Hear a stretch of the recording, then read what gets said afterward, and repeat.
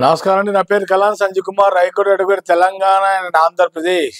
ఈరోజు నేను చెప్పే అంశం ఏంటంటే చుక్కల భూములు.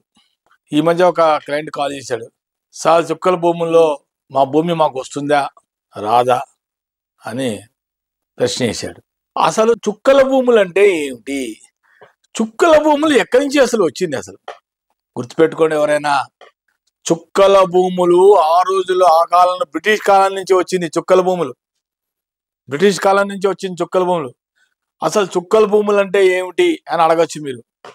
ఓనర్షిప్ ల్యాండ్ ఉన్న అతనికి భూమి ఉంటే, ఆ భూమిలో కనుక వివాదం ఉంటే, డిస్ప్యూట్స్ ఉంటే బిట్వీన్ రెవెన్యూ ఆఫీషియల్స్ అండ్ ఓనర్షిప్కి, సర్వే లేనప్పుడు భూములు వాళ్ళలో ఏమైనా సమ్ ప్రాబ్లమ్స్ ఇష్యూస్ ఉంటే అప్పుడు వాళ్ళు ఏం చేస్తారంటే రెవెన్యూ శాఖ వాళ్ళు అక్కడ చుక్కలు పెడతారు. క్లెయిమ్స్ దగ్గర ప్రాబ్లమ్స్ వస్తాయి. క్లెయిమ్ చేసుకోవచ్చా, క్లెయిమ్ చేసుకోకూడదా, దాని మీద అధ్యయనం చేస్తూ దాన్ని వీళ్ళు డాట్ చేసి చుక్కలు పెడతారు రెవెన్యూ శాఖ వాళ్ళు. ఎందుకంటే అది పెండింగ్లో ఉంది, డిస్ప్యూట్లో ఉంది, అది వివాదంలో ఉంది. భూ వివాదంలో ఉన్నప్పుడు వాళ్ళు రెవెన్యూ శాఖ వాళ్ళు ఏం చేస్తారంటే చుక్కల మీద డాట్స్ పెడతారు. దాన్ని డాటెడ్ ల్యాండ్స్ అంటారు. ఇది ఎప్పుడు వచ్చింది? పూర్వకాలం బ్రిటిష్ కాలం నుంచి వచ్చింది అది చుక్కల భూములు. ఇవాళ మనం పెట్టింది కాదు ఇది.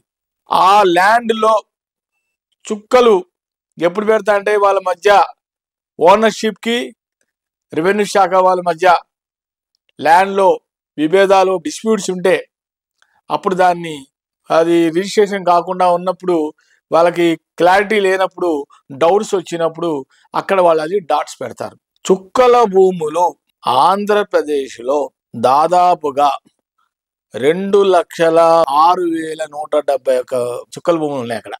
దానికి దాదాపుగా దాని యొక్క విలువ తీసుకుంటే వాల్యూ 8,000 కోట్లు. ఆ భూమి విలువ మొత్తం కాస్ట్ 20,000 కోట్ల వరకు ఉంటుంది. ఇంకా అంచనాలు వేస్తే 10 లక్షల వరకు ఉంటాయంట. బాగా కరెక్ట్గా ఎస్టిమేట్ చేస్తే సుమారుగా నెల్లూరులోనే దాదాపుగా తీసుకోండి 97,000 చుక్కల భూములు ఉన్నాయి అక్కడ. ప్రకాశం జిల్లా తీసుకోండి 47,000 చుక్కల భూములు ఉన్నాయి. చుక్కల భూముల మీద ఈ మధ్య కాలంలోనే, అంటే గత ప్రభుత్వమే దీని మీద ఒక అధ్యయనం చేసింది. ఆ చుక్కల భూముల్ని రెవెన్యూ వాళ్ళు అమెండ్ చేసి బిల్ అమెండ్ చేస్తే, ఆ బిల్లు కనుక పాస్ అయి ఉంటే కొంతమంది రైతులకి ఎవరైనా సరే 12 సంవత్సరాలు కనుక చుక్కల భూమిలో ఉంటే వాళ్ళకి లబ్ధి పొందే ఆస్కారాలు ఉన్నాయి.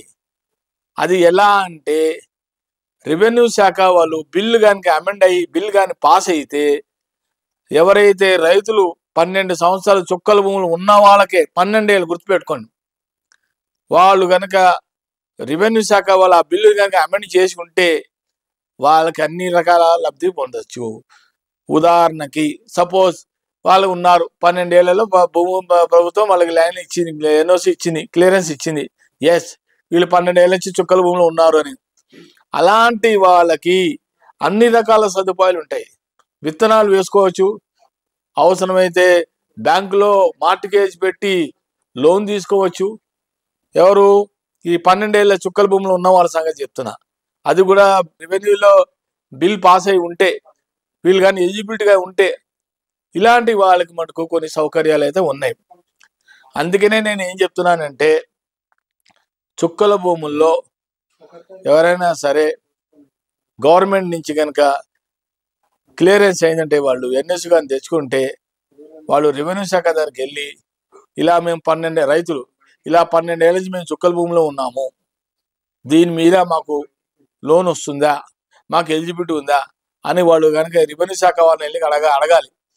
ఇప్పుడు ప్రభుత్వం, అక్కడ కొత్త ప్రభుత్వం వచ్చింది, ఇప్పుడు దీని మీద ఎంతవరకు వచ్చిందో వెళ్ళి కనుక్కోండి. రెవెన్యూ శాఖ వాళ్ళ దగ్గరికి వెళ్ళి వాళ్ళు చెప్తారు. అన్నీ ఓకే అంటే మీరు దాని మీద స్టాంప్ డ్యూటీ కట్టండి, గవర్నమెంట్కి ఆదాయం మీకు నంబర్ అవుతుంది, అన్నీ వస్తాయి, సర్వే నెంబర్ అన్ని A to Z వస్తాయి. లేకపోతే ఇంకా అది అట్లాగే ఉంటుంది, సర్వే నెంబర్ అలాగే ఉంటుంది, అది ఇంకా డిస్ప్యూట్లోనే ఉంటుంది మీ మధ్య గవర్నమెంట్. ఈ మధ్య కాలంలో చుక్కల భూమిని కూడా ప్రొహిబిటెడ్ జాబితాల నుంచి తీసేసాట, నిషేధించి ల్యాండ్ ప్రొహిబిటెడ్ నుంచి తీసేసాట అది చుక్కల భూములు. అది కూడా మీరు రెవెన్యూ శాఖ దగ్గరికి వెళ్ళి కనుక్కుంటే మీకు అన్ని విధాల క్లారిటీ ఉంటుంది. కాబట్టి ఎవ్వరు కూడా భయపడకండి. చుక్కల భూముల్లో రైతులు ఉన్న వాళ్ళ సంగతే చెప్తున్నా. 12 ఏళ్ళు, అది కూడా ఎవరైనా సరే 12 ఏళ్ళు గుర్తుపెట్టుకొని, 12 ఏళ్ళు కనుక చుక్కల భూమిలో ఉన్నవాళ్ళు, అది కూడా ఈ మధ్య రెవెన్యూ అమెండ్ చేసిన బిల్లు ఈ చుక్కల భూముల వాళ్ళకి, ఆ బిల్లు కానీ పాస్ అయిందో లేదో చెక్ చేసుకొని బిల్లు అయితే ప్రవేశపెట్టారు ప్రభుత్వము. అప్పుడు గత ప్రభుత్వం అనుకుంటా, అది కనుక్కోండి. గత ప్రభుత్వం ఈ ప్రభుత్వం నాకు తెలిసి గుర్తులేదు. అది కనుక్కొని పెట్టారు అంటే, అంతా ఓకే అంటే రెవెన్యూ డిపార్ట్మెంట్ దగ్గరికి మీరు వెళ్ళి వాళ్ళని అడిగితే, ఓకే మేము ఎన్ని ఏళ్ళ నుంచి ఉన్నారంటే 12 ఏళ్ళు ఉన్నట్టుగా ఎవిడెన్స్ ఏమైనా ప్రూఫ్ గా చూపిస్తే వాళ్ళకి మీ ఆధార్ కార్డు వగేరా వగేరా అడుగుతారు. అవన్నీ చూపించండి. మీకు వాళ్ళు కనుక ఎన్ఓసి ఇస్తే అప్పుడు మీరు ఆ డాక్యుమెంట్ తీసుకొని బ్యాంక్ వెళ్తే మార్టిగేజ్ పెడితే మీకు లోన్ వస్తుంది.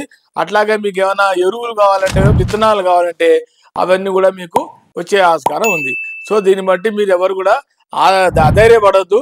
చుక్కల భూముల్లో కూడా ఇప్పుడిప్పుడే మెల్లమెల్లగా డెవలప్మెంట్ జరుగుతున్నాయి. రెవెన్యూ శాఖ దగ్గరికి వెళ్ళి అడగమని కోరుకుంటున్నాను. నమస్కారం.